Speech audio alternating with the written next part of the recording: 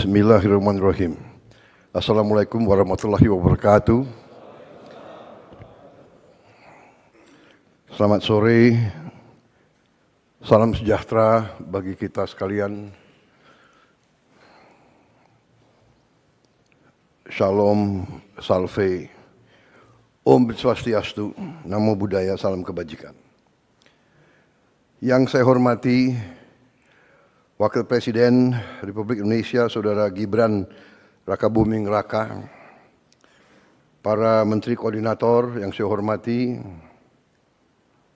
para Menteri, para Kepala Badan, Ketua Dewan Ekonomi Nasional, para Penasihat Khusus Presiden,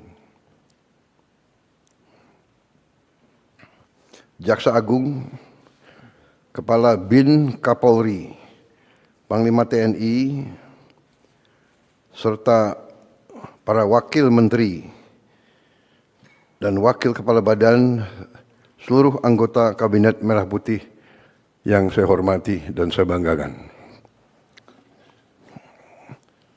Selamat sore. Tentunya sebagai insan yang bertakwa, marilah kita tidak henti-hentinya memanjatkan puji syukur kehadirat Tuhan Maha Besar bagi umat Islam, Allah Subhanahu wa taala yang memiliki sekalian alam. Hanya kepadanya lah kita berdoa dan hanya kepadanya lah kita memohon pertolongan. Kita bersyukur atas segala karunia, atas kesehatan dan kebaikan yang diberikan kepada bangsa kita dan kepada kita sekalian dan keluarga kita. Kita bersyukur kita dapat hadir melaksanakan sidang Kabinet Paripurna pada tanggal 20 Oktober 2025, yaitu tepat 1 tahun saya dilantik, disumpah di MPR kita sebagai Presiden Republik Indonesia. Dan karena itu saya kira saudara-saudara, tepatlah kita berkumpul untuk kita melihat apa yang sudah kita kerjakan 1 tahun ini. Tentunya saya dilantik tanggal 20, 21 saya melantik saudara-saudara. Kemudian kalau tidak salah tanggal 22 ya, saya melantik para wakil. Habis itu langsung kita berangkat ke Magelang untuk retreat. Saya lagi berpikir-pikir mungkin setelah 1 tahun perlu juga retreat lagi.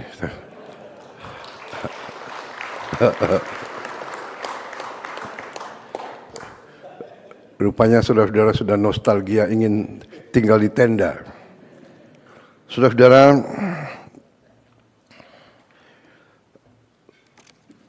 sebagai warga negara yang bertanggung jawab, saya ingin pertama tentunya mengucapkan terima kasih kepada saudara-saudara semua yang telah dengan tekun, dengan kerja keras, dengan disiplin, telah memberi dharma baktimu yang sebaik-baiknya kepada bangsa dan rakyat kita di pemerintahan yang saya pimpin. Saya berterima kasih saudara-saudara yang berasal dari berbagai sumber yang berbeda-beda, daerah yang berbeda-beda, suku dan agama berbeda-beda,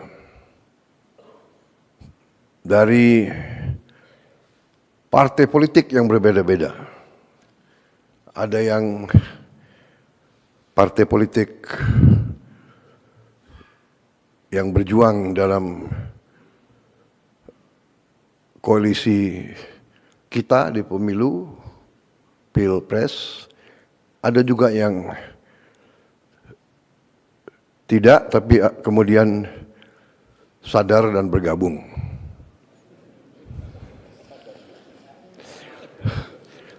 Bukan sadar, tapi terpanggil. Enggak, ini saya nih, ya kan, jadi nggak apa-apa kan saya sedikit tidak terlalu serius ya. Serius tapi santai. Sersan. Serius tapi santai. Saudara-saudara, tapi intinya bahwa saya terima kasih. Saya, kalau ibarat kita adalah tim sepak bola, ya, saya boleh dianggap sebagai apa? Manager coach. Saudara adalah pemain-pemain. Saudara-saudara, ada dalam babak-babak pertama ini, awal-awal kita ada yang striker, ada yang bertahan, ya, ada yang cadangan, masih nunggu kapan diperankan secara maksimal. Walaupun saya mengerti saudara-saudara sudah mengambil inisiatif, sudah bergerak masing-masing, saya terima kasih. Tapi saya paham ada yang saya gunakan pertama-tama sebagai striker untuk merebut hasil terbaik cepat. Saudara-saudara, kita patut bersyukur bahwa kita, menurut saya, telah bekerja sangat keras. Untuk itu saya juga mohon maaf, terutama kepada keluargamu, karena saya sering menyita hari istirahatmu. Sepertinya di kabinet kita tidak ada tanggal merah. Dan saudara-saudara sigap. Setiap waktu saya panggil, saudara hadir. Sabtu, Minggu, malam-malam. Dan kadang-kadang saya telepon malam-malam sekali atau pagi-pagi sekali, saudara langsung jawab. Saya tidak mengerti, mungkin telepon di sebelah bantal, tapi saya terima kasih. Karena memang kalau saya lagi ingat sesuatu, saya harus hubungi segera. Ya. Takut saya lupa. Saudara-saudara, kita, saya kira, boleh berdiri di depan rakyat kita dengan, saya kira, rasa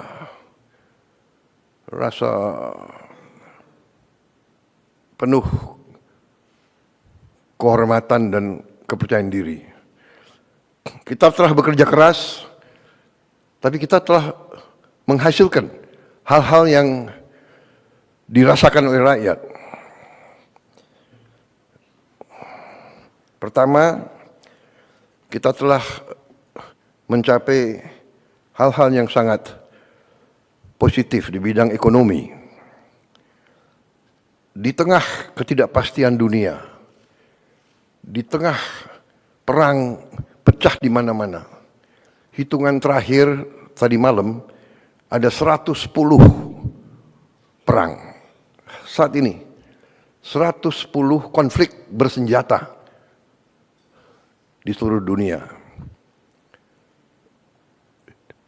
Di tengah kondisi seperti ini, di mana keadaan geopolitik begitu tidak menentu, geoekonomi pun tidak menentu, di mana mata rantai komoditas strategis pasti terpengaruh oleh keadaan geopolitik dunia yang tidak menentu. Energi, pangan sangat rawan terhadap ketidakpastian geopolitik dan geoekonomi ini. Alhamdulillah kita mampu menjaga pertumbuhan ekonomi masih tetap tinggi dibandingkan seluruh dunia. Kita berada di 5%. Di antara negara G20, kita salah satu yang tertinggi dalam kondisi sekarang. Ya. Kita mampu menjaga inflasi di sekitar 2%. Salah satu terendah di G20. Ini juga berkat hasil kerja keras kita semua. Kita punya teknik-teknik memantau dan mengendalikan inflasi, saya kira yang kurang diajarkan di fakultas-fakultas ekonomi dunia. Dan ini saya harus katakan salah satu teknik mengendalikan inflasi yang dirintis oleh pendahulu saya, Presiden Joko Widodo. Harus kita akui, mungkin pengalaman beliau sebagai wali kota, sehingga beliau dengan teliti bisa menemukan bagaimana memantau dan mengendalikan inflasi. Ini jangan dianggap remeh. Banyak negara yang hebat pertumbuhannya, inflasinya sangat luar biasa. Industrinya bagus, inflasinya sangat tinggi. Argentina saya kira yang begitu optimis 1-2 tahun yang lalu, kondisinya sekarang juga tidak bagus. Dan banyak negara yang inflasi masih sulit untuk dikendalikan. Defisit APBN kita jaga di bawah batas 3% dari PDB. Juga salah satu terendah di antara G20. Mungkin terendah di dunia. Indeks harga saham gabungan telah tembus 8.000. Tertinggi sepanjang sejarah Republik kita. Ini juga di luar dugaan. Ini juga saya kira akibat kerja keras para menteri-menteri di bidang ekonomi. Ya. Selalu kita ditakut-takuti bahwa indeks harga saham gabungan itu mencerminkan kepercayaan investor, kepercayaan pasar kepada kita. Ternyata kita telah mencapai tingkat yang tertinggi. Walaupun saya selalu ingatkan, kita jangan terlalu takut dengan harga-harga saham. Yang penting fundamental ekonomi kita harus kuat. Dan fundamental ekonomi setiap bangsa yang paling asasi adalah pangan dan energi dan air. Asal kita sadar ini, kita fokus ini, kita yakinkan kebijakan-kebijakan kita, menjamin kita mampu memproduksi dan distribusi pangan dengan baik, dengan efisien, energi juga demikian, mampu mengelola air, kita kuat.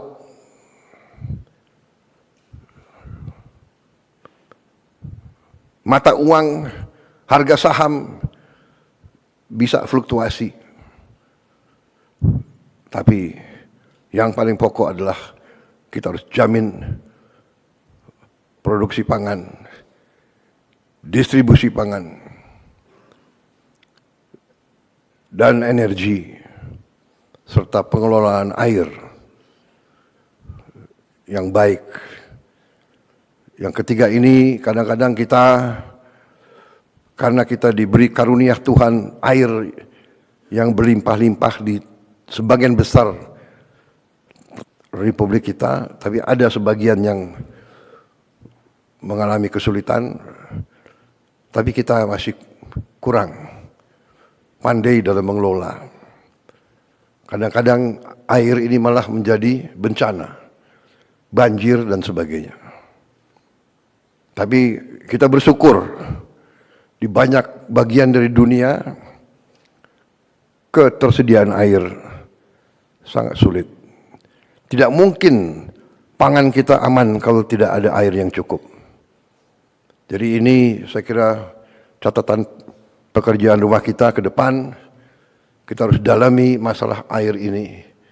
Ya, saya juga minta Menteri Dikti dan Sains coba dipelajari prodi-prodi di universitas-universitas kita, apakah cukup ya, mempelajari masalah air ini.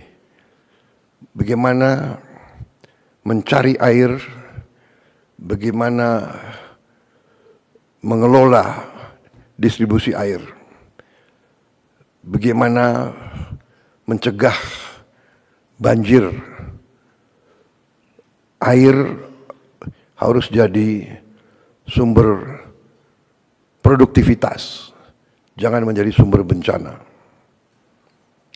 Saya kira sudah ratusan tahun, ribuan tahun kita pasti tahu daerah-daerah kerendahan pasti banjir kalau musim hujan, apalagi hujan yang tiba-tiba begitu padat karena program atau karena kondisi perubahan iklim. Karena itu kita harus antisipasi. Kalau tidak salah bidang air ini masih sedikit yang dipelajari di fakultas-fakultas kita. Ini tergolong mungkin hidrologi kalau tidak salah, ya, hidrologi. Kita bersyukur juga angka kemiskinan turun ke 8,47%. Ini saya diberitahu di catatan oleh para pakar, ini angka terendah sepanjang sejarah Republik Indonesia. Kita bersyukur dan berterima kasih walaupun kita tidak boleh puas. Tidak boleh puas. Tingkat pengangguran terbuka juga turun ke angka 4,76%. Ini adalah terendah sejak krisis 1998. Sekali lagi, kita tidak boleh puas karena 4,76% dari 287 juta orang itu angka yang cukup besar. Dan bagi mereka yang perlu pekerjaan segera, ini sesuatu yang harus kita pikirkan dengan seksama. Kita paham bahwa tingkat pengangguran ini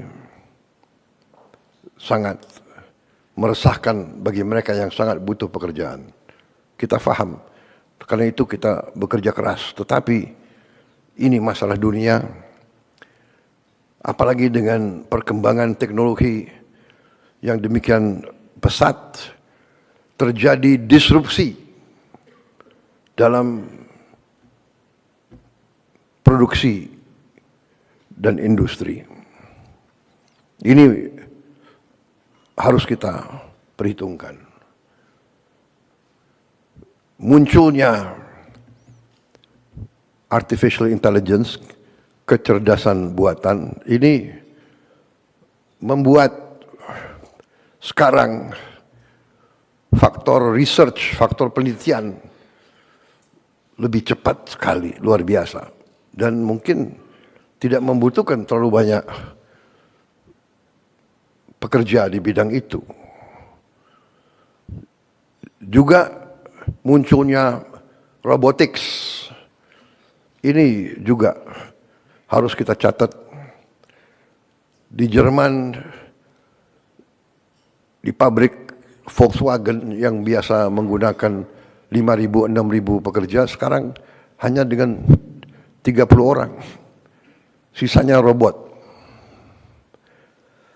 Ini harus kita catat.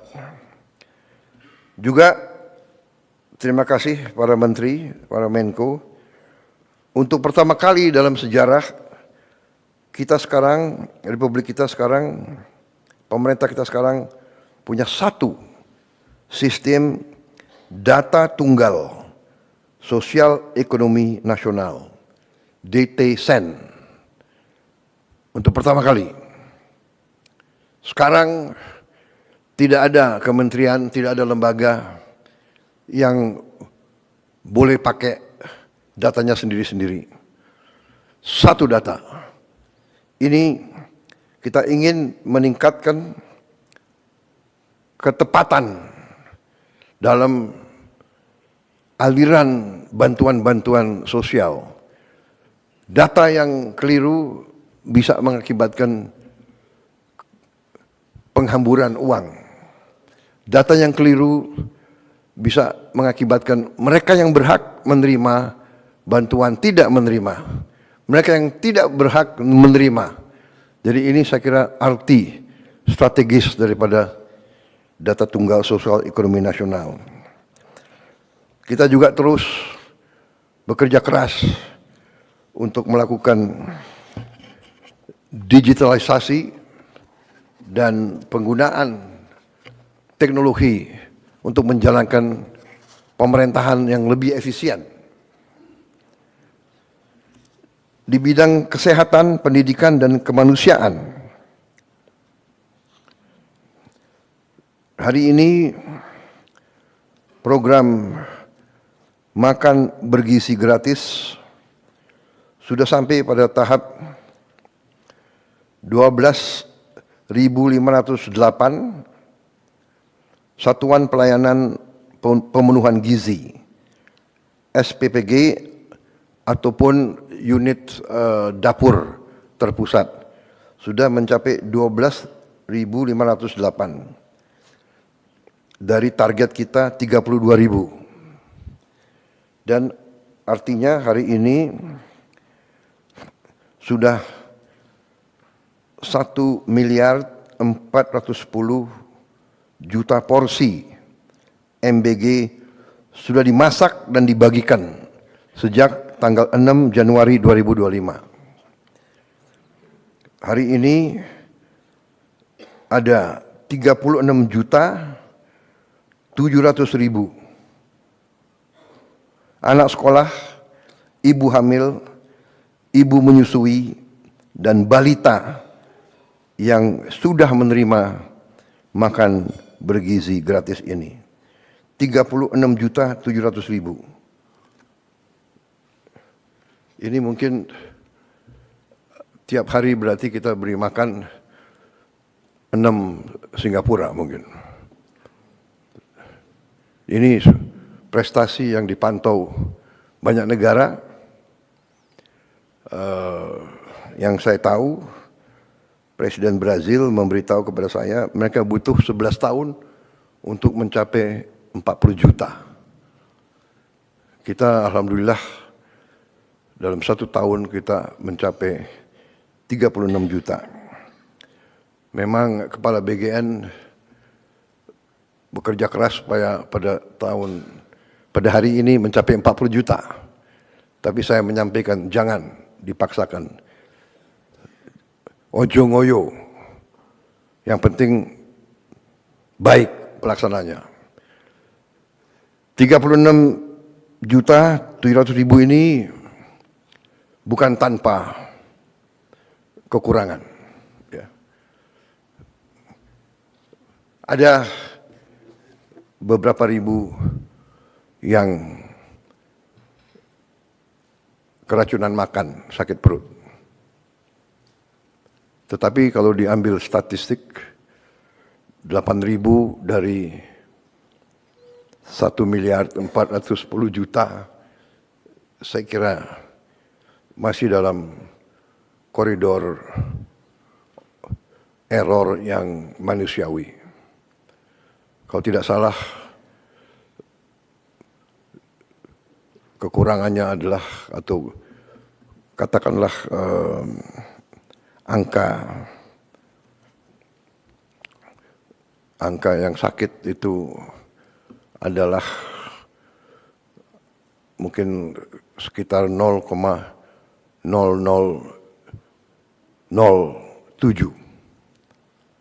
yang berarti 99,99%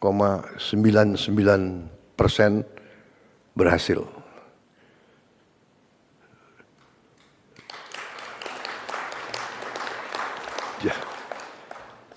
Jadi saya kira dalam sepanjang usaha manusia, hampir tidak ada usaha manusia yang dilaksanakan selama 1 tahun dengan volume yang demikian besar, yang zero error, zero defect, sangat sulit.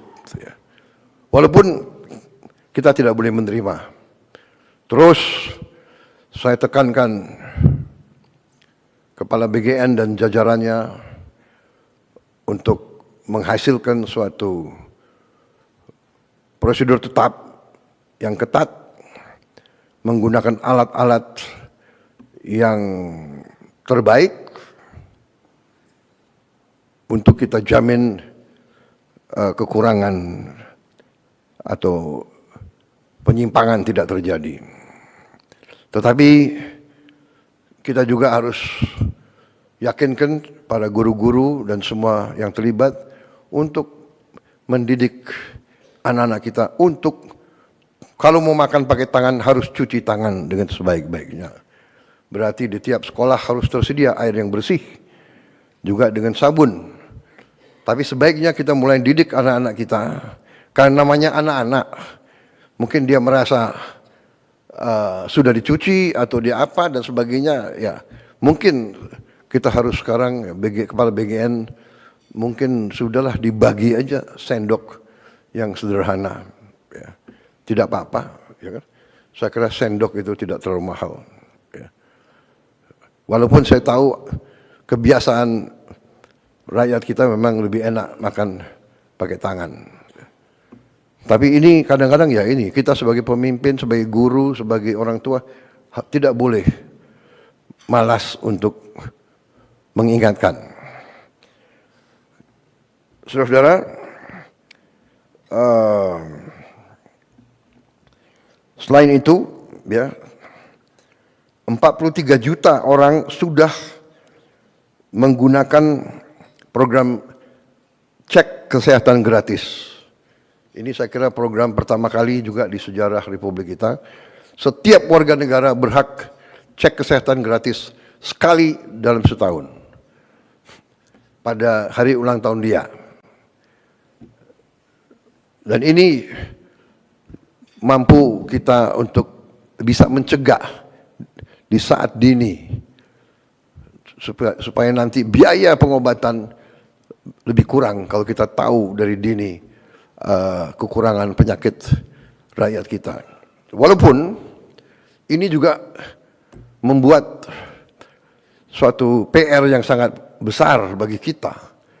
Karena ternyata hasil cek kesehatan gratis ini sebagian besar rakyat kita punya masalah di gigi, di penyakit gigi. Sebagian besar. Artinya bahwa sekarang ya kita harus menghasilkan dokter gigi yang cukup banyak. Padahal kita tahu dokter umum saja kita kekurangan. Kekurangan kita sangat besar. Kalau tidak salah kekurangan kita di atas 140.000 dokter. Kita kekurangan di atas 140.000 dokter. Kita juga kekurangan spesialis, juga ribuan spesialis yang kita kurang. Ini PR dan ini tidak hanya kita. Hampir semua negara yang saya kunjungi, saya minta pendapat pemerintah-pemerintah, hampir semuanya menganggap bahwa mereka kurang dokter. Dan tentunya negara yang kaya, dia bisa ambil dokter dari negara-negara yang kurang kaya. Lulusan dari mana-mana ya tergiur karena Inggris kekurangan dokter sangat banyak. Dia ambil dokter dari mana-mana. Jerman, Eropa Barat, Amerika. Dokter, perawat dia ambil dari mana-mana. Dia mampu bayar sangat tinggi. Ini jadi masalah bagi kita. Artinya kebijakan pendidikan kita harus kita sesuaikan. Berarti kita harus menambah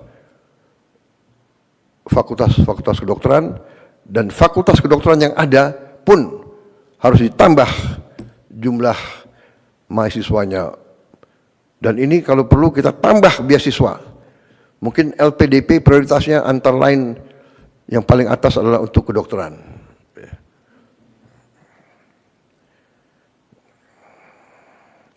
Juga kita sudah berhasil dari 500 sekolah rakyat yang kita perjuangkan, sudah berdiri 166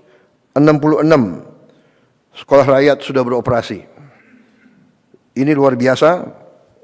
Saya terima kasih kepada menteri-menteri yang terkait.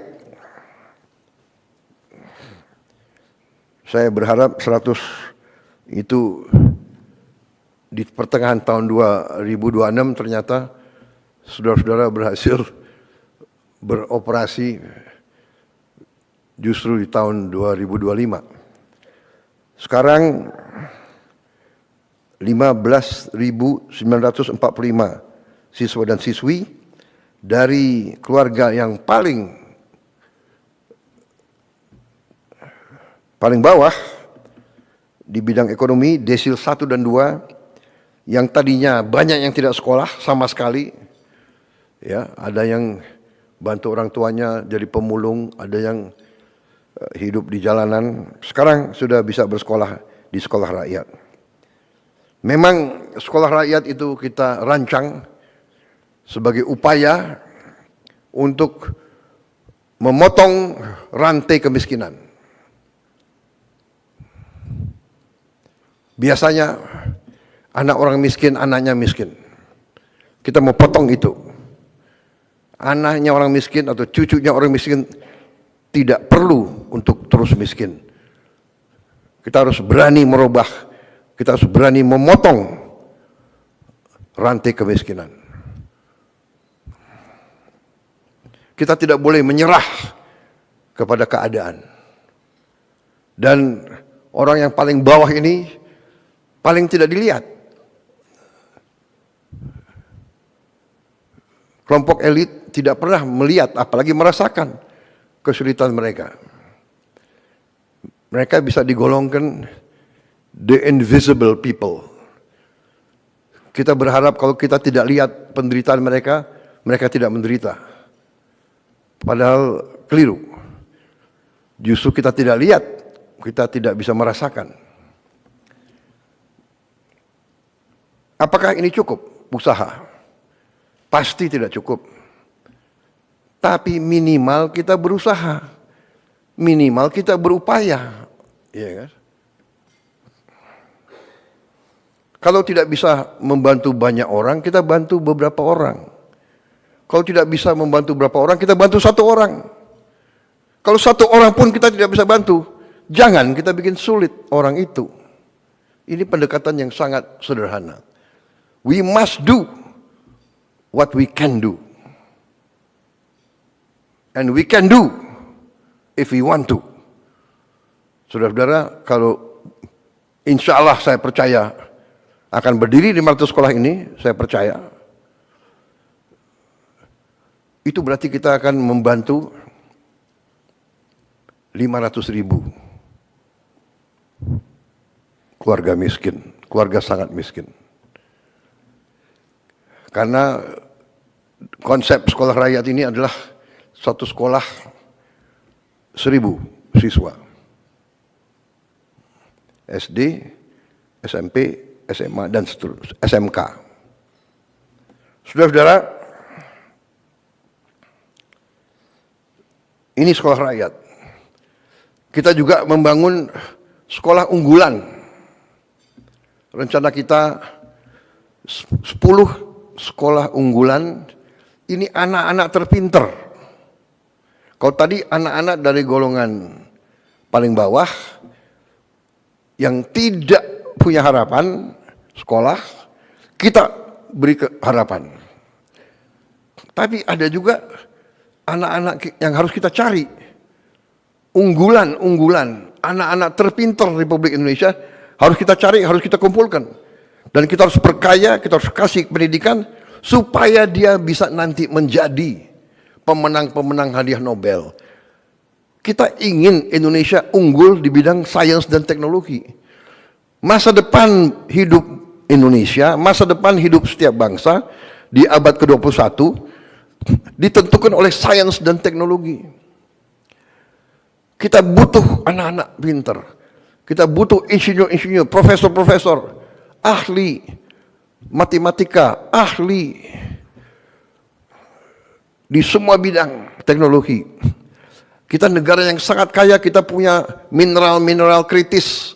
Kita punya mineral-mineral yang disebut rare earth. Tapi kita harus punya para ilmuwan, para scientist, para experts, pakar yang mampu mengelola kekayaan-kekayaan kita. Kita tidak boleh dibohongi lagi oleh bangsa-bangsa lain. Jadi saudara-saudara, kita bikin sekolah unggulan yang kita beri nama SMA Garuda. Dan ini rencananya 10 dan ada juga kurang lebih 14 yang sudah ada sekolah unggulan yang kita integrasikan kepada program ini. Jadi program ini asal sekolah itu yang sudah ada mau ikut, berarti ikut kurikulum. Yang kurikulum itu kita pakai standar internasional, ya, IB internasional, International Baccalaureate, sistem IB. Berarti lulusan itu bisa diterima di universitas manapun di dunia yang terbaik. Kita berharap dengan program ini nanti banyak anak-anak kita bisa masuk ke sekolah terbaik di dunia. Harvard, MIT, Oxford, dan sebagainya. Sekarang itu ditangani oleh Menteri Dikti dan Wamen, Wakil Menteri Dikti, ya, Profesor Stella. Saya sendiri saya dulu di Harvard saya. Tapi hanya ke toko buku. Tapi kalian sempat ya, berapa detik terkesan, ya. Saudara-saudara, kita sedang merenovasi 16.140 gedung SD, SMP, SMA. Ini sudah berjalan, sedang berjalan. Ini masih tidak puas sama sekali kita, karena kita punya 300.000 lebih SD, SMP, SMA, SMK, dan sekolah-sekolah lain, sederajat yang ada di pesantren-pesantren. Kalau tidak salah 330.000. Ya, Mendikdasmen ya, 330. Saudara-saudara, kita mengerti bahwa kita harus mengejar negara-negara lain.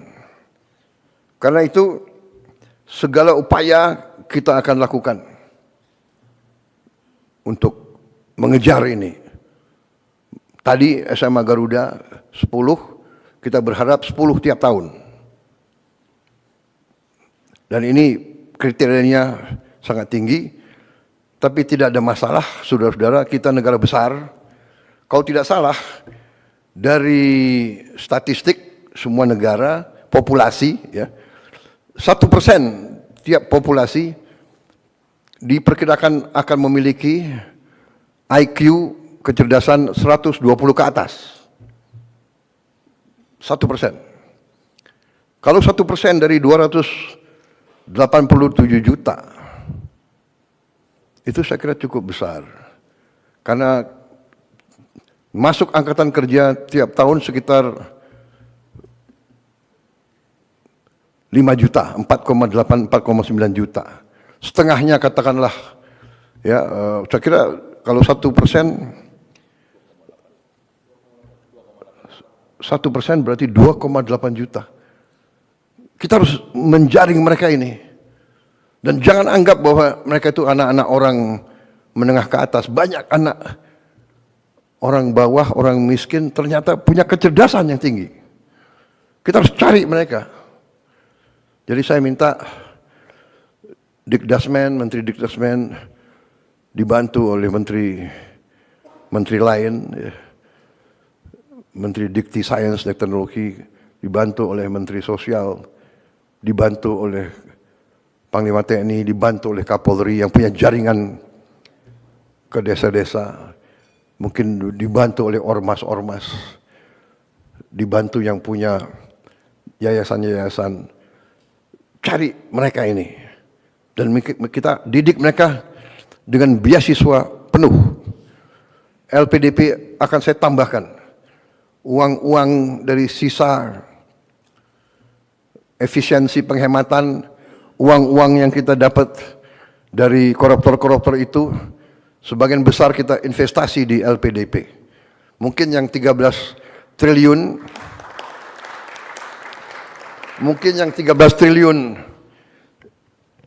disumbangkan atau diambil oleh Jaksa Agung, hari ini diserahkan Menteri Keuangan, mungkin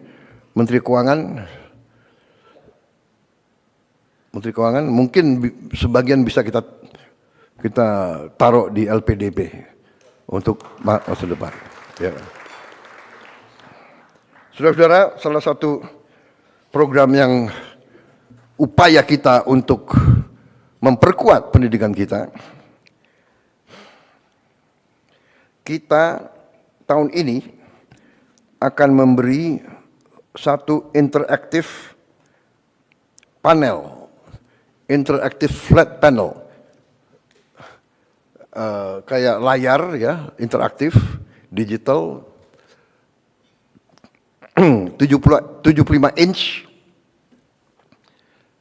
di tiap sekolah, SD, SMP, SMA, yang kita sudah adakan sekarang adalah, kalau tidak salah sudah dibagi ke mendekati 50.000 sekolah, ya Menteri, ya Dikdasmen, sudah 50.000 sekolah sudah dapat. Kemudian nanti totalnya tahun ini 288.000. Flat panel, IFP, interactive flat panel. Di situ sudah ada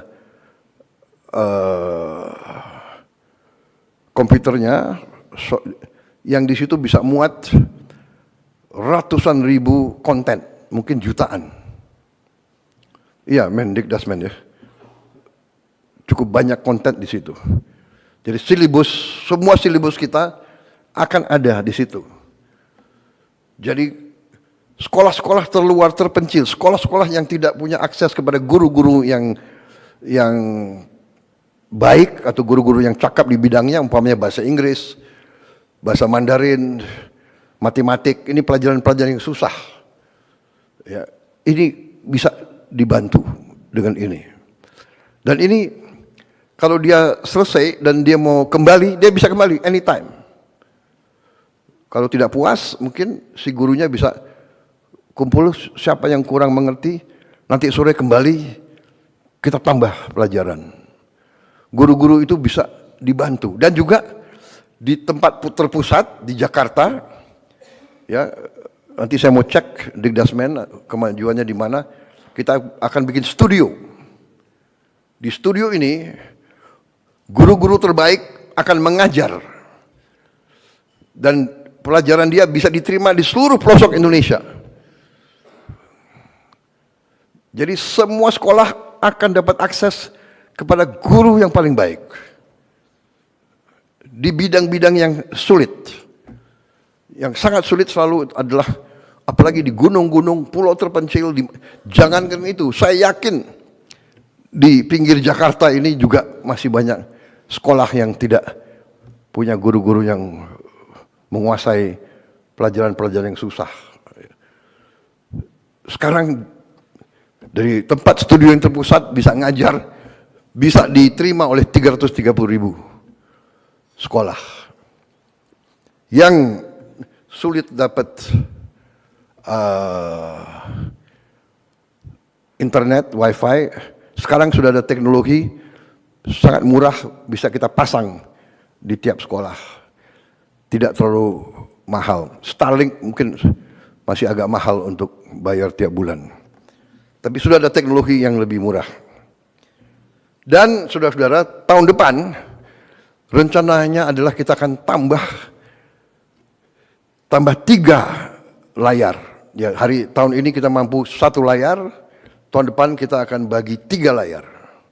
Berarti di setiap sekolah akan ada 4 ruangan yang punya layar ini. Mudah-mudahan tahun 2007 kita bisa tambah lagi 2 layar lagi. Jadi 6 kelas tiap sekolah bisa punya layar. Jadi semua anak-anak kita mendapat akses kepada pengetahuan yang terbaik, terkini, dengan animasi dan dukungan yang terbaik. Saya dapat laporan dari Mendikdasmen bahwa antusiasme anak-anak sekarang meningkat untuk sekolah. Ya, selain MBG, dia juga pelajarannya juga menarik. Ini saya kira penting karena fokus kita tidak boleh, kita harus fokus kepada investasi paling penting bagi rakyat kita, investasi kepada anak-anak kita, sumber daya manusia kita. Saya juga perhatikan waktu saya keliling, saya cek anak-anak kita mungkin karena kurang biaya, dia menghemat kertas. Dia menulis tulisannya sangat kecil. Saya minta ditinjau kembali Menteri Dikdasmen, ya. Saya kira perlu kembali ada pelajaran menulis. Menulis dengan baik. Menulis halus dan menulis, tapi sebetulnya tulisannya harus besar. Ya. Menteri Keuangan kalau perlu kita bagi buku-buku sekolah yang besar-besar, tulisannya harus besar, anak-anak harus dididik nulis besar. Saya khawatir kalau dia nulisnya sangat kecil, ujungnya nanti dia harus pakai kacamata semua. Ini masalah kecil tapi mendasar, ya. Dan saya tergerak karena saya tahu anak ini nggak mau memberatkan orang tuanya. Jadi dia menghemat kertas. Can you imagine? Ya, jadi saudara-saudara, hal-hal seperti ini. Yang terakhir, ini masih dalam konsep rencana. Ada yang mengatakan, ya sekarang ada sekolah rakyat untuk desil 1-2. Bagaimana untuk desil 3-4-5? Ya, mereka tidak miskin ekstrem, tapi mereka juga susah. Mereka harus dapat akses kepada pendidikan yang seperti ini. Sedang saya susun, saya minta Dikti sama Dikdasmen, mungkin dibantu oleh kementerian lain juga, menyusun suatu satgas khusus untuk mempelajari kita membangun sekolah terintegrasi di setiap kecamatan. Berarti kita mungkin harus bangun 7.000 sekolah terintegrasi ini. Maksudnya, sekarang SD SMP, SMA atau SMK terpisah. Padahal ada fenomena karena mungkin angka kelahiran kita menurun, banyak SD kita kosong. Ada gurunya 6, muridnya hanya 4, 5. Jadi ini tidak efisien. Mungkin kita konsolidasikan, tapi di kecamatan ada suatu sekolah yang fasilitasnya sangat baik. Tiap sekolah terintegrasi harus punya laboratorium yang cukup bagus. Laboratorium matematik, kimia, biologi, laboratorium bahasa. Bahasa sangat penting. Lapangan kerja. Orang Filipina banyak diterima di mana-mana karena dia bisa bahasa Inggris. Kita diminta. Jutaan tenaga kita diminta. Di Eropa minta pekerja hotel, kafe, restoran. Dia minta 1 juta tiap tahun. Kepala-kepala negara, pemerintah dari Eropa nanya ke saya, can you send? Hotel-hotel dia sekarang nggak ada yang kerja. Restoran-restoran kewalahan. Rakyat mereka tidak mau kerja sebagai pelayan. Dan mereka terkesan katanya orang Indonesia ramah-ramah. Ya, berarti kita harus didik mereka bahasa. Ada yang bahasa Inggris, mungkin paling banyak di Eropa. Mungkin juga kita didik bahasa Arab, bahasa Mandarin, bahasa Jepang, bahasa Korea. Juga kita diminta perawat untuk rumah sakit dan untuk caregiver.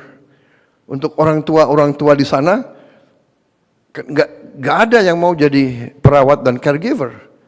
Karena caregiver dan perawat itu pekerjaan yang berat, fisik juga berat. Berdiri dari tempat tidur ke tempat tidur, urusan dengan orang sakit, berbahaya itu. Di rumah sakit pusat daripada bakteri dan virus, dia harus berani, dia harus mandiin. Bayangkan ini pekerjaan, rakyat kita terkenal tabah dan sopan dan ramah. Mereka minta. Jadi ini harus kita siapkan ke situ. Karena tadi kita sadar lapangan kerja yang kita butuh. Jadi sekolah terintegrasi ini belum boleh saya gunakan sebagai prestasi. Ini baru embrio konsep. Ya. Tapi sekolah-sekolah ini saya kira sudah saatnya kita pikirkan. Jadi fasilitas sekolah rakyat dikurangi berasrama. Kenapa anak yang paling bawah ini kita taruh di asrama? Supaya keluar dari lingkungan kemiskinan. Jadi dia punya kepercayaan diri. Ya kan? Ya paling banyak yang ingin ketemu orang tuanya, nggak apa-apa, orang tua datang. Dia juga pulang tiap akhir pekan, tapi dia keluar sementara 5-6 hari dari lingkungan kemiskinan. Tapi yang sekolah ini, dia pulang pergi, dia tidak berasrama. Artinya apa? Kita harus berani sekarang siapkan bus-bus antar jemput untuk anak-anak sekolah itu. Tapi ini saya kira jalan keluar, dan ini nanti saya minta Dikdasmen dibantu Sains, ya, dan dibantu menteri-menteri lain, dalami ini, susun, dan kita mulai kerja. Mungkin 2026 sudah ada sebagian sekolah-sekolah terintegrasi ini. Jadi sekolah rakyat untuk yang paling bawah, sekolah terintegrasi untuk yang menengah, sekolah unggulan untuk yang terpinter. Belum tentu yang terpinter dari kelas atas. Dari manapun kita cari yang terpinter. Saudara-saudara, itu di bidang kesehatan, pendidikan, dan kemanusiaan. Masih ada tunjangan guru kita tingkatkan dan kirim langsung dari pusat ke penerima. Tidak lewat jalur-jalur lain yang biasanya tertahan di sini, berapa hari, di sini berapa minggu, sekarang langsung. Juga kita teruskan 1.044.174 mahasiswa mendapat beasiswa KIP kuliah. Dan juga kita berterima kasih, mengucapkan selamat untuk pertama kalinya Universitas Indonesia tembus top 200 QS ranking universitas. Top 200. Tapi Menteri Dikti, Sains, Wamen, saya minta top 100. Ya. Bisa? Bisa? Oh.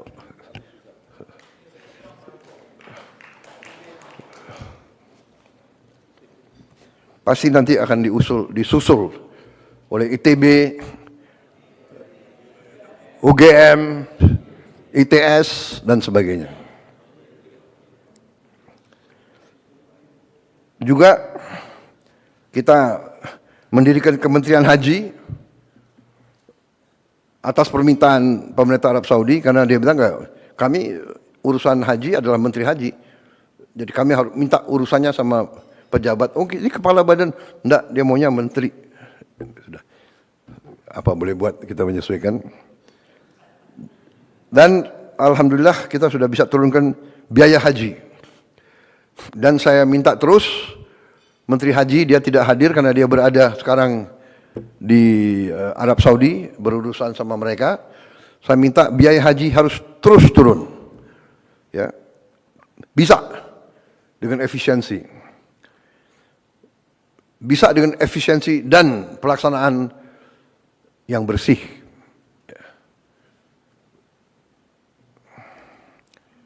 Waktu tunggu haji juga bisa dipercepat dari tunggu 40 tahun, sekarang bisa hampir setengah kita potong, tunggu 26 tahun. Tapi itu masih lama juga. Kita berusaha untuk memotong lebih. Tapi alhamdulillah pemerintah Arab Saudi untuk pertama kali dalam sejarah setuju pembangunan kampung Indonesia di kota Mekah. Jadi pemerintah Arab Saudi akhirnya saya datangi beberapa kali, saya lobby terus, mungkin beliau kasihan sama kita. Untuk pertama kali dalam sejarah diizinkan negara asing memiliki lahan, memiliki tanah di kota suci. Dirubah undang-undangnya khusus untuk kita. Kita negara pertama. Ya sesudah kita terserah yang lain menyusul ya. Tapi ini luar biasa ya. Kita ditawarin kalau tidak salah ada berapa puluh lahan. Mudah-mudahan kita dapat lahan. Kalau tidak salah ada berapa lahan yang tidak terlalu jauh dari Masjidil Haram. Ada yang nyambung langsung. Ya mudah-mudahan Menteri Agama sudah rintis dan sudah lihat terus. Nanti saya serahkan saja. Dan kepala Danantara yang juga merintis, beliau bolak-balik ke situ sampai kepalanya botak. Tapi alhamdulillah prestasi, mudah-mudahan tidak berapa lama lagi kita akan punya kampung haji sendiri. Saudara-saudara. Berarti nanti fasilitasnya kita atur sendiri, ya. Makan semuanya kita atur supaya tidak ada lagi kekurangan atau penyimpangan atau kekecewaan daripada jemaah haji kita. Ini saya kira terobosan luar biasa ya. Pertama dalam sejarah dia robah undang-undangnya, negara asing boleh memiliki tanah, dia tawarkan lahan-lahan yang terbaik walaupun harus tender terbuka. Dan nanti tendernya kalau tidak salah ditutup tanggal 30 Oktober ini. Jadi kita kerja keras ya, saudara. Tapi ya saya juga lobby terus Waktu kemarin saya ketemu Menteri Luar Negerinya, saya bilang, Pak, ini ada lelang ditutup tanggal 30 Oktober. Tapi yang daftar lelang berapa ribu ya sudah? Oh, 90 entitas lain yang juga bidding lahan yang kita inginkan. 90 ya. Wah, ya mudah-mudahan lah. Mungkin Menteri Agama pimpin doa khusus nanti. Mudah-mudahan kita bisa dapat lahan yang kita inginkan. Jadi ini prestasi kita di bidang kesehatan, pendidikan, kemanusiaan, termasuk di bidang agama. Saya lanjut di bidang investasi, penciptaan lapangan kerja, pariwisata, dan antara. Untuk pertama kali dalam sejarah, pengemudi ojek online menerima bonus hari raya pertama kali. Juga sekarang kita sedang diskusi terus sama perusahaan-perusahaan terbesar ojol untuk kita cari pelayanan terbaik untuk pengemudi ojol ini, kemudian efisiensi sehingga tidak terjadi suatu persaingan yang saling merugikan. Tapi kita ingin supaya lapangan kerja ojol ini, pengemudi ojol ini terjamin. Kalau tidak salah ada 4 juta pengemudi ojol ya di 2 perusahaan besar itu, dan sekitar 2 juta pengusaha yang menggunakan ojol sebagai sarana jual beli UMKM. Jadi 6 juta orang hidup dari masalah ini. Kemudian upah minimum provinsi kita sudah naikkan 6,5% sampai 6,5%, tertinggi dari beberapa tahun yang sebelumnya. Juga kita sudah menghitung, sudah menghasilkan mungkin hampir dengan 1 juta lapangan kerja baru di SPPG, dan mungkin tahun depan akan mencapai minimal 1,5 juta yang kerja langsung untuk SPPG. Kita punya 30.000 SPPG nantinya kalau berfungsi semua. Tiap SPPG, tiap dapur membutuhkan 50 orang bekerja. Jadi 50 kali 30.000, 1,5 juta. Tiap dapur sekarang rata-rata menerima supplier yang jual telur, yang jual sayur, yang jual macam-macam itu rata-rata 15 per dapur. Masing-masing supplier mempekerjakan minimal 5 sampai 10 orang. Jadi kita bisa bandingkan multiplier effect daripada ini. Saya kedatangan rombongan dari Rockefeller Institute. Mereka meninjau MBG kita dan mereka mempelajari. Dan mereka sampaikan bahwa kita ini sedang disorot oleh dunia, program kita. Dan dia mengatakan menurut dia ini program yang terbesar, roll out-nya dan paling cepat. Dan dia sudah meninjau beberapa, dan dia mengatakan sekarang ada 112 negara yang ikut program atau melaksanakan program ini. Waktu kita mulai, kita berada di negara ke-78 atau 79. Sekarang sudah tambah lagi sekian puluh negara yang merasakan pentingnya MBG ini. Dan dia katakan $1 yang dikucurkan untuk program MBG ini, returnnya, dampaknya itu, returnnya itu, hitungan mereka antara 5 kali, $5 sampai nanti di ujungnya $37. Anda bisa bayangkan 5 kali menurut dia minimal dampak ekonominya. Jadi kalau kita tahun depan akan turunkan 330 triliun untuk MBG ini, yang artinya itu $20 miliar, kalau 5 kali itu arti ada $100 miliar beredar di desa, di kecamatan, di kabupaten. Jadi untuk pertama kali dalam sejarah Indonesia, uang yang disedot dari daerah ke pusat dan banyak di pusat lari ke luar negeri, kita balikan. Sekarang uang itu kita gelontorkan di desa-desa, di kecamatan, di kabupaten. Dan ini menurut para ahli, bukan dari saya, Anda bisa cek Rockefeller Institute. Kalau nggak salah itu senior vice presidentnya Mr. Roy Cohen kalau tidak salah, atau Roy Steiner. Maaf kalau saya lupa, maklum baru saja menginjak usia 74 tahun.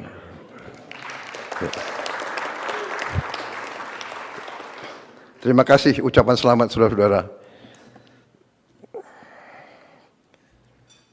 Jadi saudara-saudara, juga pelaksanaan MBG kita menggunakan mitra 18.895 UMKM, koperasi, BUMDes yang jadi bagian dari ekosistem MBG. Juga sesuatu yang menggembirakan, realisasi investasi kita. Januari sampai September 2025 adalah 1,434 triliun rupiah. Naik 13,7% dari periode yang sama di tahun 2024 dan menghasilkan lapangan kerja 1,956, 346 lapangan kerja baru. Jadi target investasi tercapai bulan September yang lalu. Ini saya kira suatu prestasi, juga menunjukkan bahwa iklim investasi kita masih diminati oleh banyak negara. Saudara-saudara, kita juga menggelontorkan program magang. 100.000 lulusan S1 akan magang dengan upah yang ditanggung oleh pemerintah, dengan penghasilan dengan kriteria upah UMR yang ditanggung pemerintah. Juga di bidang pariwisata, untuk pertama kali dalam sejarah kita berhasil mendatangkan suatu guide atau suatu penilaian dari Michelin. Michelin ini sangat terkenal, dan ternyata 33 hotel dan resort kita sudah mendapat bintang Michelin, 1 bintang minimal. Ini sangat penting di bidang pariwisata. Berarti kelas kita adalah kelas teratas di dunia dengan penghargaan dari Michelin itu. Jumlah wisatawan kita 1 tahun terakhir naik 12%, menjadi 14,8 juta kunjungan. Saya kira ini perlu juga kita bangga. Kemudian kita tahun ini saya kira salah satu prestasi kita membentuk Sovereign Wealth Fund, dana investasi yang kita beri nama Danantara Indonesia, ya. Danantara singkatan dari Daya Anagata Nusantara. Daya energi kekuatan, Anagata masa depan, berarti Danantara artinya kekuatan masa depan Nusantara. Yang kita fokuskan di situ, sudah kita kumpulkan semua aset milik negara yang nilainya adalah 1.060 miliar dolar. Jadi 1 triliun US dollar akhirnya menjadi Sovereign Wealth Fund terbesar ke-5 atau ke-6 di dunia. Ini saya kira menjadikan kita punya kekuatan. Tadinya sendiri-sendiri, sekarang kita punya kekuatan. Contoh, sekarang Danantara proyek dia antara yang pertama adalah akan segera mulai membangun 34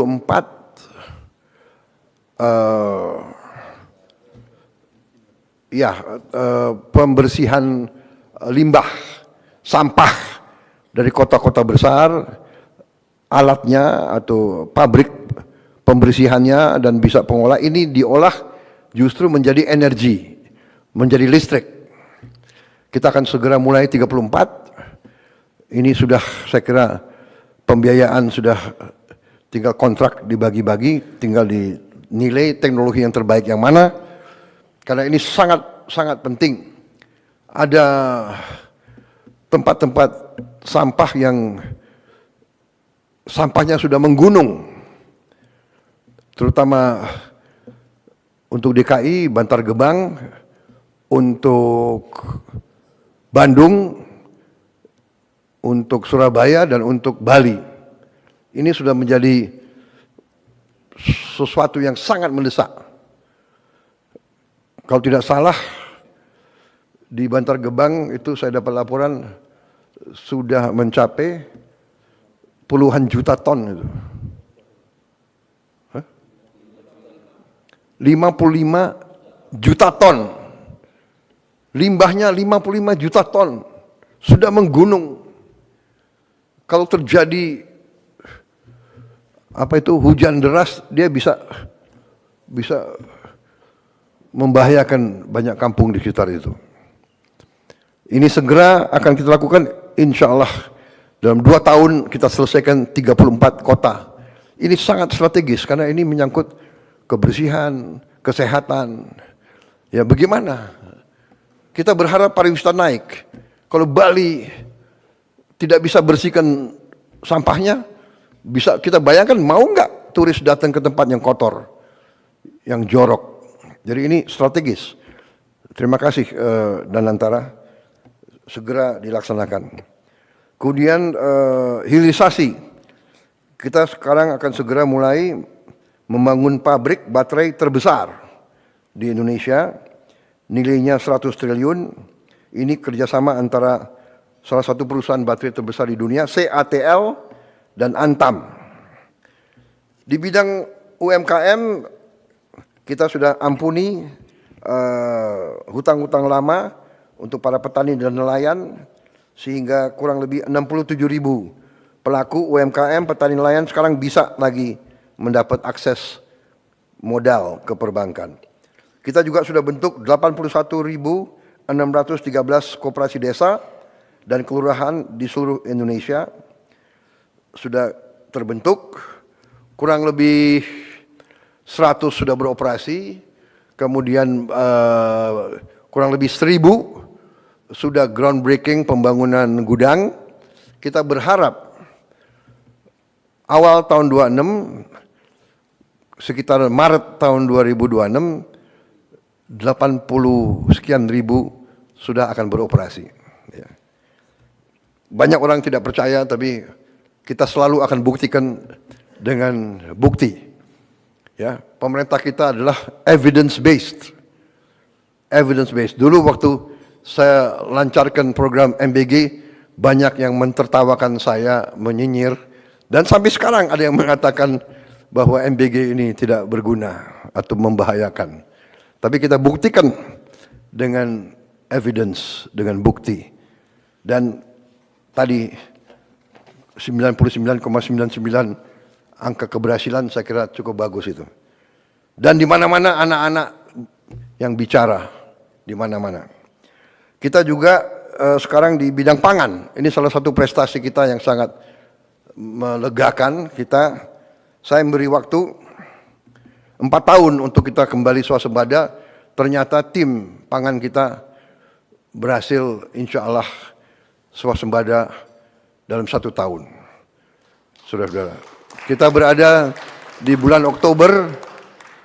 Sekarang ini kita punya produksi nasional Januari-Oktober mencapai 31.038.157 ton.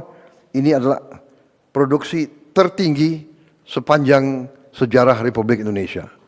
Jadi ya boleh kita tegakkan kepala kita dengan penuh kehormatan. Ya. Saya kasih target 4 tahun, mereka hasilkan dalam 1 tahun. Kita juga sekarang cadangan beras pemerintah di gudang Bulog mencapai 4 juta ton di bulan Juni 2025, juga tertinggi sepanjang sejarah NKRI. Kemudian nilai tukar petani melonjak ke angka 123, tertinggi sepanjang sejarah NKRI. Kemudian harga beli gabah kita naikkan ke rupiah 6.500 per kilogram, dan kita telah tegas menindak perusahaan-perusahaan yang nakal, yang main-main dengan harga ini dan menipu rakyat. Beras subsidi ditempel, dijual dengan harga premium. Ini kita tindak keras. Kita juga sekarang ya berhasil pupuk langsung dari pabrik ke petani. Kita hapus 145 aturan, regulasi tentang distribusi pupuk kita hapus. Jadi tanda tangan kita kurangi. Ya, ini tanda tangan ini adalah sumber masalah. Jadi ini kita ringkaskan semua. Kemudian sekarang sudah kita mulai 225.000 hektar cetak sawah baru. Ini untuk mengatasi bahwa hampir 100.000 hektar sawah kita tiap tahun hilang. Kan dirubah peruntukan. Dibeli, dijadikan real estate, dijadikan pabrik, kita butuh memang. Tapi akhirnya dari mana kita mau amankan pangan kalau sawah-sawah yang subur hilang? Kita segera harus mencetak. Dan alhamdulillah kita sudah mulai, mudah-mudahan akhir tahun depan kita lebih aman lagi. Kalau tidak salah sasaran kita akhir tahun depan 480.000 hektar sawah baru. Sawah lama pun kita intensifikasi dengan pompanisasi sehingga produksi kita bisa tadi melonjak luar biasa. Pupuk lancar, benih lancar, air lancar dengan intervensi kita. Kemudian kita amankan semua ekosistem produksi beras. Saudara-saudara, kita juga akan, sekarang masalahnya adalah kita kekurangan gudang. Kita sudah siapkan dananya, Bulog akan mendapat bangun gudang, 100 gudang dalam waktu yang sesingkat-singkatnya. Kemudian kita sudah mulai bangun 100 kampung nelayan yang kita akan bangun akhir 26 akan menjadi 1.100. Dan ini juga selama 80 tahun kita berdiri, belum pernah ada yang intervensi untuk memperbaiki kehidupan nelayan-nelayan kita. Sekarang kita akan melaksanakan program itu, di mana dari pilot project yang sudah dilaksanakan di Merauke, ternyata penghasilan nelayan akibat program desa nelayan ini naik 100%. Naik 100%. Jadi ini luar biasa ini. Karena tadinya dia nggak punya es. Hal yang paling dasar tidak punya es, karena nggak ada pabrik es di tempat-tempat terpencil. Bagaimana dia mau pelihara ikan dia melaut satu hari kembali, ya ikannya sudah tidak bagus. Sekarang tiap desa nelayan akan ada produksi es, akan ada cold storage, gudang, dan fasilitas-fasilitas lain. Kita juga sekarang sudah punya program, kita lagi membangun 1.582 kapal nelayan modern. Insya Allah akhir tahun depan dan 2027 kita akan punya 1.582 kapal nelayan modern dari GT 30 sampai GT 10.000. Ini menghasilkan devisa dan menghasilkan protein untuk rakyat kita. capaian di bidang hukum dan pemberantasan korupsi. Gaji hakim tingkat yang paling rendah kita naikin 280%. Dan ini akan kita terus pemantau.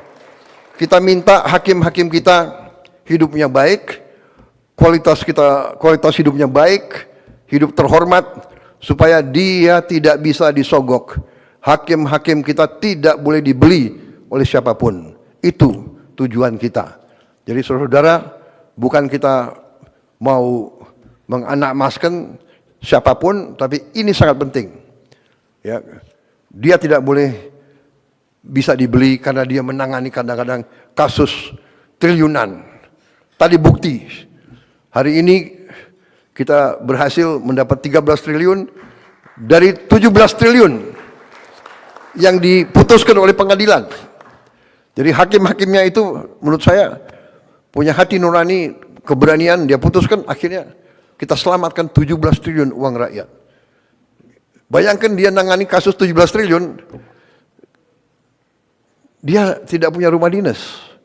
Saya dapat laporan bahwa sekian ribu hakim-hakim tidak punya rumah dinas. Dia harus kontrak. Banyak hakim-hakim kita harus kontrak. Ini kita perbaiki. Kemudian kita berhasil mengalihkan 306 triliun rupiah anggaran negara yang rawan korupsi, kita alihkan untuk program-program pro rakyat. 300 triliun, ini yang kita pakai untuk langsung ke rakyat. Kemudian kita bertekad tidak ada kasus-kasus korupsi yang tidak bisa diselidiki. Tidak ada, no more untouchable, nggak ada yang untouchable lagi. Saya terima kasih penegak hukum yang tegar meneruskan tugas yang mulia ini. Juga penegak hukum telah berhasil menyelamatkan lebih dari 1.000 triliun kerugian negara. Ini yang kita berhasil kita tegakkan. Lebih dari 4 juta hektar kebun kelapa sawit dalam kawasan hutan yang melanggar undang-undang dan melanggar hukum, ini kita kuasai kembali oleh rakyat, oleh negara. Juga lebih dari 100 triliun kerugian dari tambang ilegal berhasil kita hentikan. Terutama kemarin dari Bangka Belitung, kita tutup, sampan pun tidak bisa keluar membawa hasil selundupan. Saya dilaporkan yang terakhir itu 1 sampan, isinya timah, berhasil ditangkap oleh Angkatan Laut kita. Ini kita hentikan, dan ini kita menyelamatkan kurang lebih 45 triliun 1 tahun. Mungkin ada nggak tahu pihak-pihak yang teriak-teriak, tapi sudahlah. Pihak-pihak itu pihak-pihak yang salah, pihak-pihak yang melanggar hukum, pihak-pihak yang mencuri dari rakyat Indonesia, yang mengakibatkan kita masih banyak orang miskin karena kekayaan kita banyak dicuri.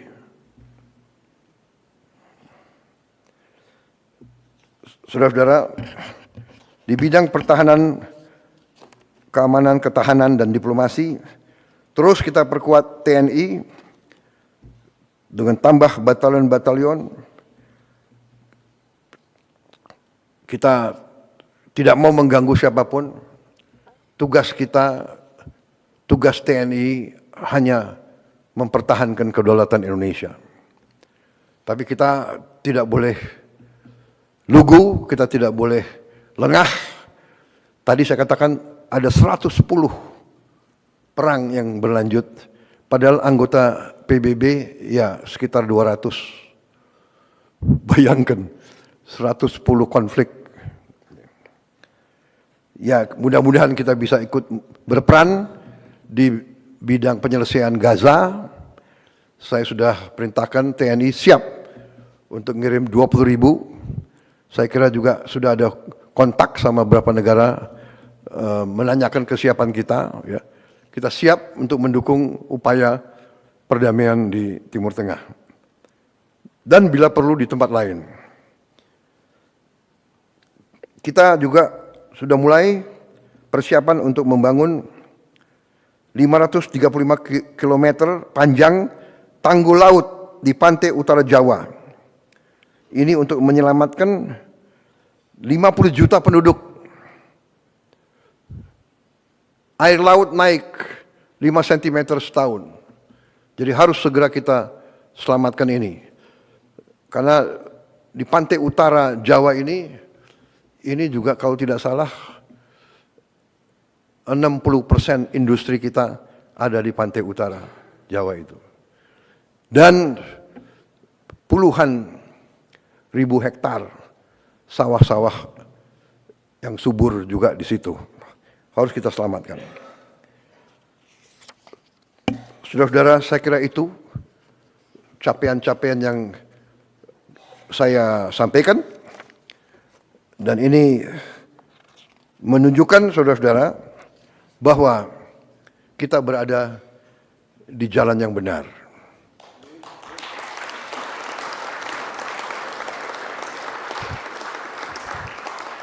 Saya percaya bahwa menjalankan pemerintahan ternyata sebenarnya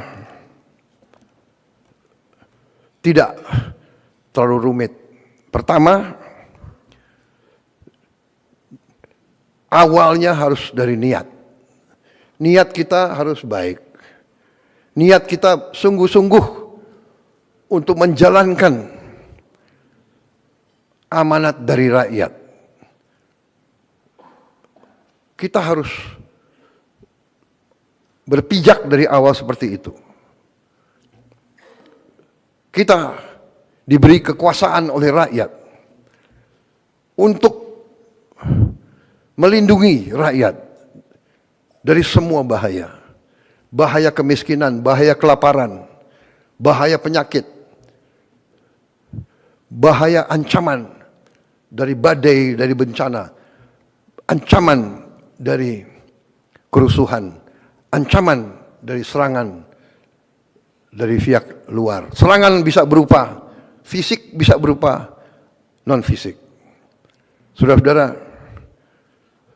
saya beri contoh dari 2 pulau Bangka Belitung, kita hilang 45 triliun tiap tahun selama sekian puluh tahun. Apakah itu bukan sebuah serangan? 45 triliun kali 10 tahun aja 450 triliun.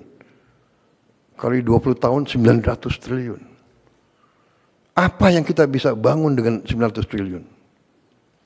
Saudara-saudara, belum merupakan prestasi, tapi sudah kita mulai rintis, kita akan punya mobil buatan Indonesia dalam 3 tahun yang akan datang.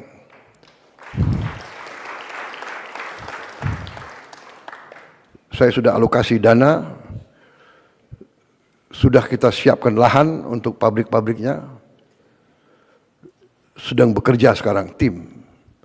Kita sudah menghasilkan Jeep buatan Indonesia. Jadi sekarang pejabat-pejabat kita, perwira-perwira kita bangga, kita tidak pakai Jeep buatan negara lain. Kita pakai Jeep buatan Indonesia sendiri. Komandan-komandan pasukan kita, kalau naik kendaraan, mimpin pasukannya dia bangga, dia pakai Jeep buatan Indonesia. Presidenmu pakai Jeep buatan Indonesia. Kemarin saya berangkat, saya pergi, saya mau incognito, jadi saya nggak mau pakai, saya pakai mobil biasa, tapi saya pakai Alphard. Udah lama saya nggak menikmati Alphard. Enak juga ini ya. Tapi, Prabowo, ingat, kamu presiden di Indonesia, harus beri contoh. Ya sudah, pakai maung terus. Dan sebentar lagi saudara-saudara semua harus pakai maung. Saya nggak mau tahu tuh.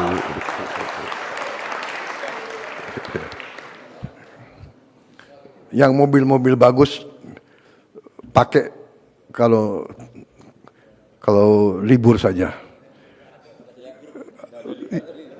Ya pada saat saya nggak panggil kau, bolehlah kau pakai begitu. Saudara-saudara, saya kira itu yang bisa sampaikan karena masih banyak kamera. Nah, media terima kasih Anda dengan sabar. Dan sekarang saya persilakan menikmati hidangan yang disiapkan. Jadi usirnya sopan. Karena bagian ini nggak boleh kau dengar. Jadi ada hal-hal yang memang belum siap untuk diumumkan. Baik, sambil nunggu mereka keluar, saya minta izin saya minum kopi dulu.